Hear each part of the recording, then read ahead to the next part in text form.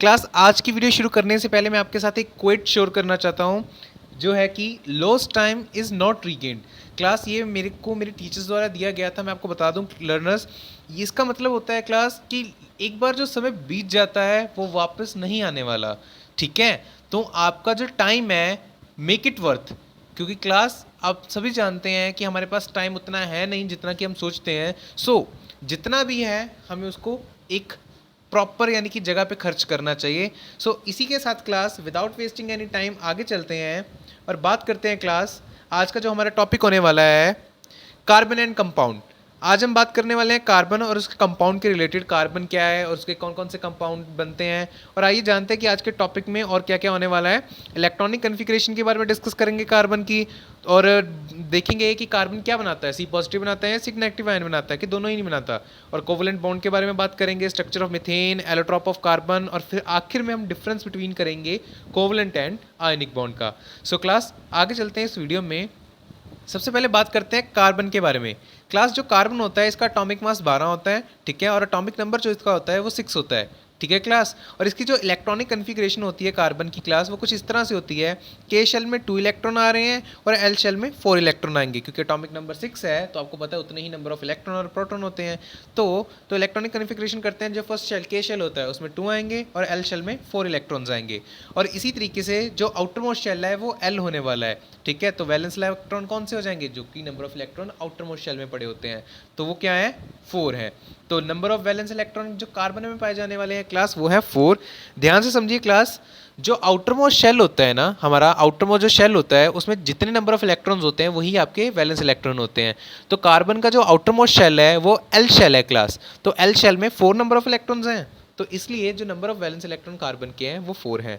तो total number of electron भी आप चेक कर सकते हैं, 2 और 4 6 है। जितना एटॉमिक नंबर उतने इलेक्ट्रॉन। तो नंबर ऑफ इलेक्ट्रॉन यहाँ से आपको पता चल रहा है कि 6 है। और नंबर ऑफ प्रोटॉन भी याद रखिएगा, equal to number of electron और इक्वल टू एटॉमिक नंबर ही होते हैं। यानी कि आपका क्लास अगर आपको एटॉमिक नंबर पता है किसी भी एलिमेंट का तो आप उसका एटॉमिक नंबर निकाल सकते हो, ठीक है। कितने एटॉमिक नंबर, सॉरी मैं कह रहा था कि किसी भी एलिमेंट का अगर आपको एटॉमिक नंबर पता है तो उसके number of electron, number of proton आप निकाल सकते हो, ठीक है क्लास। आगे चलते हैं इसी तरह से इस वीडियो में और जानते हैं कार्बन की इलेक्ट्रॉनिक कन्फिग्रेशन और इसका स्ट्रक्चर कैसा होता है। तो क्लास देखिए, ये कार्बन का ही स्ट्रक्चर बना रहा हूँ मैं, ठीक है। तो फर्स्ट जो शेल है उसमें 2 इलेक्ट्रॉन, जैसा कि मैंने कहा था के शेल में, और लास्ट के जो हैं उसमें 4 इलेक्ट्रॉन्स आने वाले हैं। और इसको हम फर्स्ट शेल जो आप देख रहे हो इसको के शेल बोलते हैं, और जो सेकंड शेल है उसको एल शेल बोलते होते हैं। और ये क्लास कार्बन का एटॉमिक स्ट्रक्चर होता है, ठीक है। सेंटर में न्यूक्लियस है, फर्स्ट शेल में 2 आ रहे हैं इलेक्ट्रॉन्स, और नेक्स्ट शेल में जो आउटरमोस्ट शेल है उसमें 4 इलेक्ट्रॉन्स आ रहे हैं।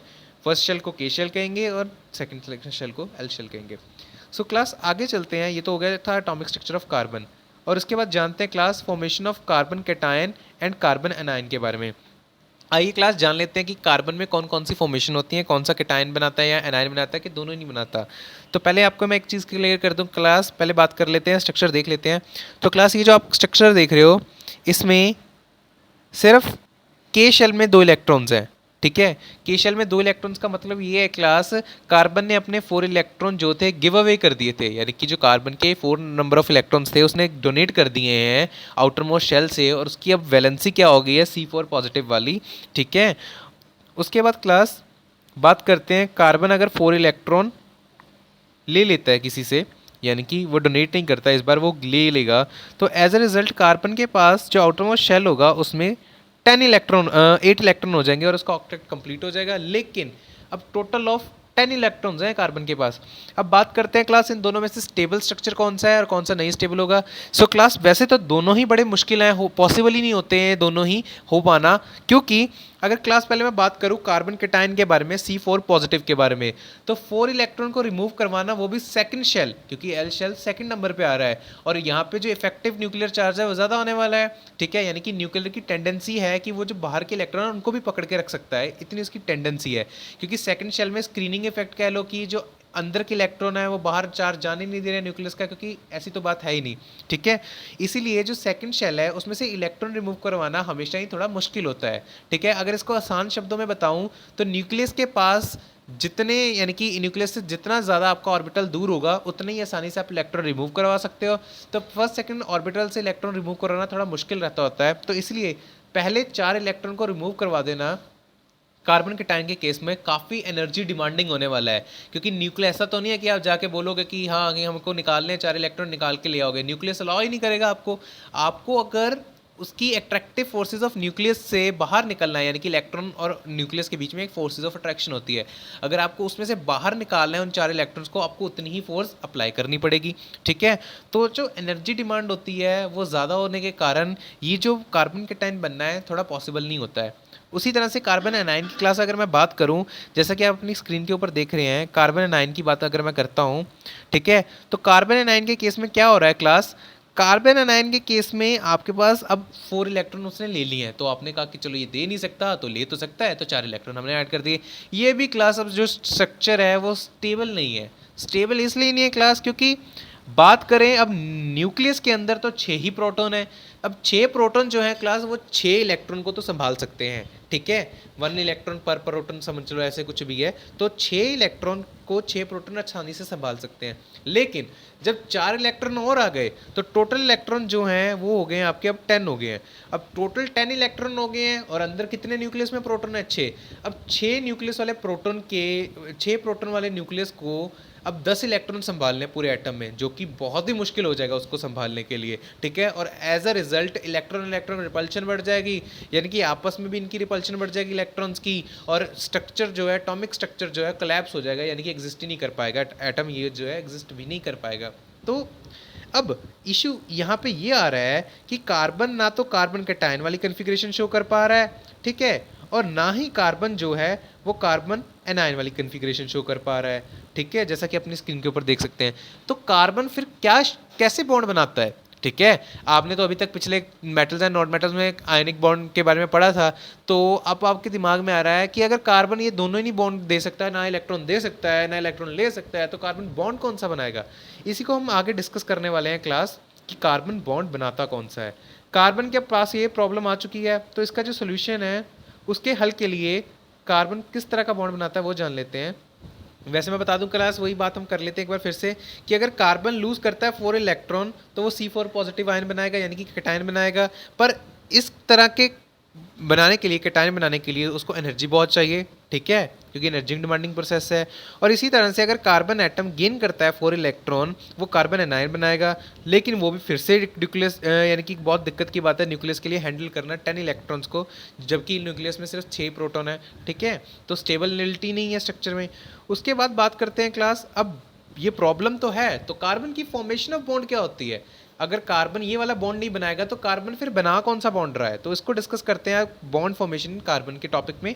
तो क्लास इस टॉपिक में जान लेते हैं सबसे पहले, कार्बन जो है मिथेन में बना रहा हूँ क्लास, ये जो स्ट्रक्चर आप अपनी स्क्रीन के ऊपर बनता देख रहे हो ये मिथेन का है, ठीक है। तो अब कार्बन इस प्रॉब्लम को ओवरकम करने के लिए क्या करता है वो देख लीजिए। पहले स्ट्रक्चर बना लेते हैं मिथेन का, तो अपनी नोटबुक्स पे बना लीजिए। क्लास जब भी केमिस्ट्री करते हो आप लोग प्लीज़ अपने हाथों में नोटबुक्स रेडी रखा करो, क्योंकि यहाँ पे हमें जल्दी जल्दी से स्ट्रक्चर्स वगैरह बनाने होते हैं, इलेक्ट्रॉनिक कन्फिग्रेशन जो स्क्रीन पे आ रही है वो नोट डाउन करने होते हैं सभी चीज़ें, ठीक है। तो अब यहाँ पे ये है स्ट्रक्चर, आपकी बुक्स में भी बना हुआ है, इसको बोलते होते हैं the structure of methane. So class जो मिथेन का स्ट्रक्चर है ना, यहाँ पे अगर ध्यान से देखो, यहाँ पे ये जो आप 2 मिनट क्लास, यहाँ पे ये जो आप डॉट देख रहे हो ना, ये डॉट, ये होते हैं इलेक्ट्रॉन ऑफ, ये है इलेक्ट्रॉन ऑफ हाइड्रोजन, ये हाइड्रोजन के इलेक्ट्रॉन है। और यहाँ पे जो क्रॉस देख रहे हो ये रिप्रेजेंट कर रहे हैं क्लास यहाँ पे कार्बन के इलेक्ट्रॉन्स को। क्लियर है क्लास। अब कार्बन क्या करता है, इसकी जो प्रॉब्लम है, ना तो ये कार्बन कैटायन बना सकता है ना कार्बन एनायन बना सकता है, तो ये कौन सा बॉन्ड बनाता है उसके बारे में बताता हूँ मैं क्लास। अब कार्बन क्या करता था इस प्रॉब्लम को ओवरकम करने के लिए, वो अपने जो इलेक्ट्रॉन है दूसरे वाले के साथ शेयर करता है, और ये जो शेयर ऑफ इलेक्ट्रॉन आप देख रहे हो स्क्रीन के ऊपर, यानी कि अब कार्बन ने यहाँ पे क्या किया है, कार्बन के पास 4 इलेक्ट्रॉन थे, तो उसने क्या किया, 4 के 4 इलेक्ट्रॉन जो थे अलग अलग हाइड्रोजन एटम्स के साथ डिस्ट्रीब्यूट कर दिए। क्यों, क्योंकि अब यहाँ पे ध्यान से एक चीज़ समझना क्लास, अब जिसके साथ भी इस तरह का ये जो बॉन्ड होता है, जब कार्बन किसी के साथ भी बना सकता था बॉन्ड, लेकिन याद रखो कि जो सामने वाला एटम है जिसके साथ बॉन्ड बन रहा है वो भी उतने इलेक्ट्रॉन दे जितने कि ये सामने कार्बन दे रहा है, ठीक है। तो हाइड्रोजन तो एक ही इलेक्ट्रॉन दे सकता था, तो इसलिए कार्बन ने अलग अलग 4 हाइड्रोजन के साथ एक एक इलेक्ट्रॉन दे के बॉन्ड बनाया है। अब इस बॉन्ड में हो क्या रहा है क्लास, ध्यान से देखो, कार्बन ने एक इलेक्ट्रॉन दिया, हाइड्रोजन ने भी एक इलेक्ट्रॉन दिया, और इन्होंने एक बॉन्ड फॉर्मेशन कर ली, ठीक है। इसी तरह से बाकियों में भी सेम सेम आप देख सकते हो, ऐसी बॉन्ड फॉर्मेशन हुई है, ठीक है, यानी कि कार्बन ने क्या किया, एक एक इलेक्ट्रॉन कार्बन ने दिया, एक एक इलेक्ट्रॉन हाइड्रोजन ने दिया और इन्होंने बॉन्ड बना लिया। अब क्लास इसको हम बोलते होते हैं म्यूचुअल शेयरिंग। जैसे एक इलेक्ट्रॉन कार्बन दे रहा है, एक इलेक्ट्रॉन हाइड्रोजन दे रहा है, इसको हम बोलते होते हैं क्लास द म्यूचुअल शेयरिंग। ये म्यूचुअल शेयरिंग होती है। अगर आसान भाषा में इसको समझाऊं कि हम जिस चीज़ की हमें ज़रूरत है सामने वाले बंदे से हम वो ले रहे हैं, और जिस चीज़ की सामने वाले बंदे को ज़रूरत है हम उसको वो दे रहे हैं। ठीक है, तो इसको बोलते होते हैं म्यूचुअल शेयरिंग। ठीक है, तो कार्बन ने इसी म्यूचुअल शेयरिंग के चलते एक बॉन्ड तैयार किया हुआ है जिसे हम बोलते होते हैं कोवलेंट बॉन्ड। ठीक है, यहाँ पे आपको एक बार बता देता हूँ। तो ये जो म्यूचुअल शेयरिंग से बॉन्ड फॉर्मेशन होती है उसे हम बोलते होते हैं कोवलेंट बॉन्ड क्लास। ठीक है, और यहाँ पे शेयर्ड पेयर ऑफ इलेक्ट्रॉन्स है। अब जान लेते हैं कोवलेंट बॉन्ड की डेफिनेशन क्या होती है। ध्यान से सुनना क्लास, ये जो बॉन्ड बना था कार्बन का वो था कोवलेंट बॉन्ड।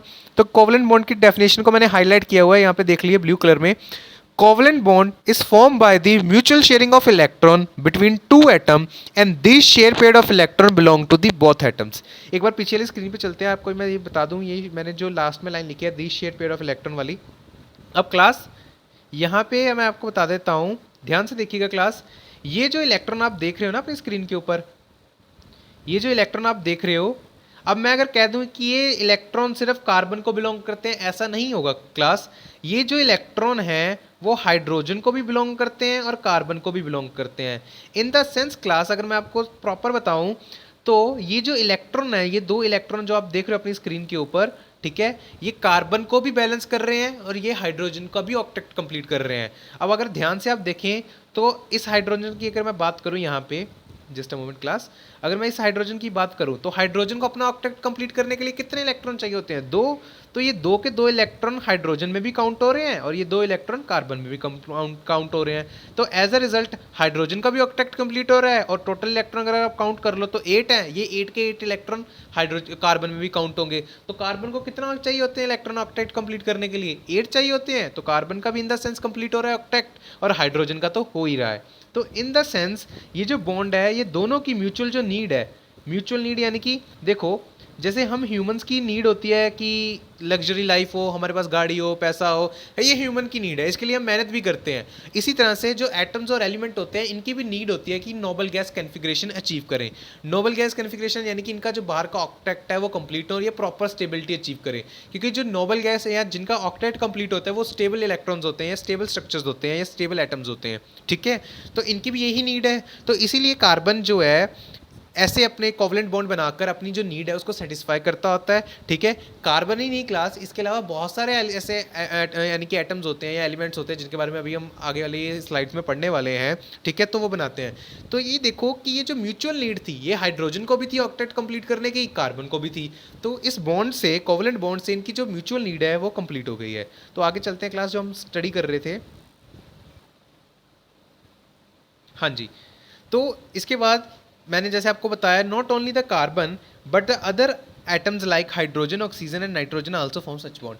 कोवलेंट बॉन्ड सिर्फ कार्बन में नहीं बनते, ये कई और भी कंपाउंड्स में बनते होते हैं। और क्लास, आई होप आपको वो लाइन समझ आ गई होगी, ये शेयर्ड पेयर ऑफ इलेक्ट्रॉन्स होते हैं ये दोनों को बिलोंग करते होते हैं, ना कि सिर्फ हाइड्रोजन को ना फिर कार्बन को। ये दोनों को बिलोंग करेंगे, दोनों का ही ऑक्टेट कंप्लीट करेंगे। ठीक है, और आगे जब बात करते हैं क्लास, अब देख लेते हैं हाइड्रोजन ऑक्सीजन कैसे बॉन्ड बनाते हैं। ठीक है, इनके भी एक बार देख लेते हैं। तो क्लास सबसे पहले बात करते हैं, यहाँ पे देखना आप, ठीक है, अबव स्क्रीन पे रहना। ठीक है, नीचे वाले स्ट्रक्चर्स को मत देखना, यहाँ जस्ट अ मिनट। हाँ जी क्लास, पहले ये जो ऊपर आप देख रहे हो ये हाइड्रोजन का केस होने वाला है क्लास। ये देखिए, हाइड्रोजन आपको पता है एक हाइड्रोजन के पास एक इलेक्ट्रॉन होता है, तो यानी कि दोनों हाइड्रोजन अगर एक एक इलेक्ट्रॉन शेयर करें तो दोनों का ऑक्टेट कंप्लीट हो सकता है कोवलेंट बॉन्डिंग के बिहाफ पे। ठीक है क्लास, तो ये ऐसे ही करेंगे। तो यहाँ पे आप देखिए, ये जो एक हाइड्रोजन है, यहाँ पे ध्यान से देख लीजिए आप क्लास, यहाँ पे एक हाइड्रोजन एक इलेक्ट्रॉन दे रही है, दूसरी हाइड्रोजन एक इलेक्ट्रॉन दे रही है। ठीक है, और दोनों मिलकर एक बॉन्ड बनाएंगे। ठीक है, जिसे हम कोवलेंट बॉन्ड बोलते होते हैं। ठीक है, आगे चलते हैं क्लास, और यहाँ पे देख लीजिए इस तरह की बॉन्डिंग जो होती है सिंगल, इसको हम सिंगल बॉन्ड भी बोलते होते हैं क्लास, और इसको ऐसे रिप्रेजेंट करते होते हैं। ये स्ट्रक्चर रिप्रेजेंटेशन है बॉन्डिंग की। ठीक है, और ये एक्चुअल में जब आप प्रैक्टिकल में आ जाते हो तो थोड़ा इस तरह से हम स्ट्रक्चर को रिप्रेजेंट कर सकते होते हैं। ठीक है, इसको इलेक्ट्रॉन डॉट स्ट्रक्चर बोलते होते हैं हम। ठीक है, क्रॉस डॉट स्ट्रक्चर बोलते होते हैं। ठीक है, और इसको हम बॉन्ड स्ट्रक्चर बोलते होते हैं। ठीक है क्लास, ये है क्रॉस स्ट्रक्चर आपका, और ये है जो आप स्क्रीन के ऊपर ये स्ट्रक्चर देख रहे हो क्लास, ये है क्रॉस स्ट्रक्चर आपका, ठीक है, क्रॉस डॉट स्ट्रक्चर बोलते होते हैं इसको, ठीक है। ये बहुत ही हेल्पफुल होता है एक्सप्लेन करने के लिए वैलेंसी या एटम फॉर्मेशन में या मॉलिक्यूल फॉर्मेशन में, सॉरी। तो आगे देखते हैं, तो हाइड्रोजन का था, ठीक है, H2 को बोलते होते हैं इसको, मॉलिक्यूल H2 का मॉलिक्यूल था। अब बात करते हैं ऑक्सीजन के केस में। तो ऑक्सीजन की क्लास है, आपको पता होता है इलेक्ट्रॉन की कन्फिग्रेशन एटॉमिक नंबर 8 है, तो इलेक्ट्रॉन कन्फिग्रेशन पहले शेल में 2 और अगले शेल में 6 आ रहे हैं। तो ऑक्सीजन क्या करेगा इस बार, वो एक इलेक्ट्रॉन नहीं शेयर करेगा अपने साथ वाले ऑक्सीजन के साथ, वो 2 इलेक्ट्रॉन इकट्ठे शेयर कर देगा। जैसे कि आप देख सकते हो उसने 2 इलेक्ट्रॉन इकट्ठे शेयर कर दिए हैं। ये जो 2 इलेक्ट्रॉन ने इकट्ठे शेयर किए हैं, ठीक है, ये डबल बॉन्ड बनाएंगे, ठीक है, यानी कि जितने शेयर पेयर ऑफ इलेक्ट्रॉन होंगे आपके स्ट्रक्चर में उतने ही ज़्यादा आपके बॉन्ड होंगे। हाइड्रोजन में एक था तो एक सिंगल बॉन्ड बन रहा था, ऑक्सीजन में 2 है तो इसका डबल बॉन्ड बनेगा क्लास, ठीक है। तो कुछ इस तरह से ऑक्सीजन का मॉलिक्यूल बनता होता है और इसकी जो बॉन्डिंग होती है वो डबल होती है, इस कुछ इस तरह से क्लास, ठीक है। अब बात कर लेते हैं क्लास नाइट्रोजन की। लास्ट जो केस है वो नाइट्रोजन का मॉलिक्यूल होने वाला है, ठीक है। नाइट्रोजन की इलेक्ट्रॉनिक कन्फिग्रेशन क्लास जो एटॉमिक नंबर होता है वो 7 होता है और इसकी इलेक्ट्रॉनिक कन्फिग्रेशन 2 5 होती है, यानी कि पहले शेल में 2 आ रहे हैं, लास्ट शेल में 5 आ रहे हैं, सॉरी 5 आ रहे हैं, सॉरी। तो 5 में से अब ये क्या करेगा, ये 3 इलेक्ट्रॉन्स देके एक नाइट्रोजन 3 इलेक्ट्रॉन कंट्रीब्यूट करेगा, दूसरा भी 3 कंट्रीब्यूट करेगा, क्योंकि म्यूचुअल शेयरिंग की बात हो रही है, दोनों ने बराबर ही देने हैं।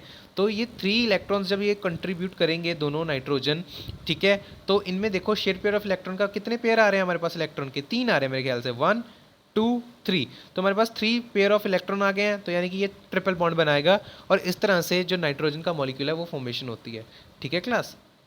और यहाँ पे ट्रिपल बॉन्ड देख लीजिए, ट्रिपल बॉन्ड को रिप्रेजेंट करने के लिए कुछ इस तरह से होता है, ठीक है क्लास। जो आप अपनी लेफ्ट साइड पे देख पा रहे हो वो है आपका क्रॉस डॉट स्ट्रक्चर, और जो आप राइट हैंड साइड पे देख पा रहे हो वो आपका प्रैक्टिकल स्ट्रक्चर होता है जो आप यूटिलाइज करोगे आगे आगे। बॉन्ड फॉर्मेशन होती है, ये कॉपी नोटबुक्स वगैरह में या प्रैक्टिकली जब एग्जामिनेशन वगैरह में राइट करोगे तो वो है। वैसे ये दोनों की फॉर्मेशन आपको आती है। जो लेफ्ट हैंड साइड पर स्ट्रक्चर है क्रॉस डॉट स्ट्रक्चर, ये सिर्फ फॉर्मेशन शो करने के लिए होता है, और एक्चुअल में बॉन्ड हम राइट हैंड साइड वाले स्ट्रक्चर से, यानी कि ऑर्गेनिक केमिस्ट्री वगैरह जो भी है आगे आप पढ़ोगे उसमें हम इसी को यूटिलाइज करते होते हैं, राइट हैंड साइड स्ट्रक्चर को, ठीक है। तो यानी कि जो क्रॉस डॉट स्ट्रक्चर है लेफ्ट हैंड साइड पे सिर्फ आपको समझाने के लिए क्लास। उसके बाद क्लास आगे चलते हैं हम। तो ये तो हमारे थे मॉलिक्यूल की फॉर्मेशन हमने देख ली। अब बात करते हैं क्लास आयनिक और कोवलेंट बॉन्ड। आयनिक बॉन्ड इसलिए मैं लेके आया हूँ क्लास क्योंकि बच्चों को कन्फ्यूजन रहते हैं आयनिक और कोवलेंट बॉन्ड एक जैसे तो होते हैं, नहीं क्लास, ये दोनों एक जैसे नहीं होते हैं और यही मैं आपको बताऊंगा इस वीडियो में, ठीक है।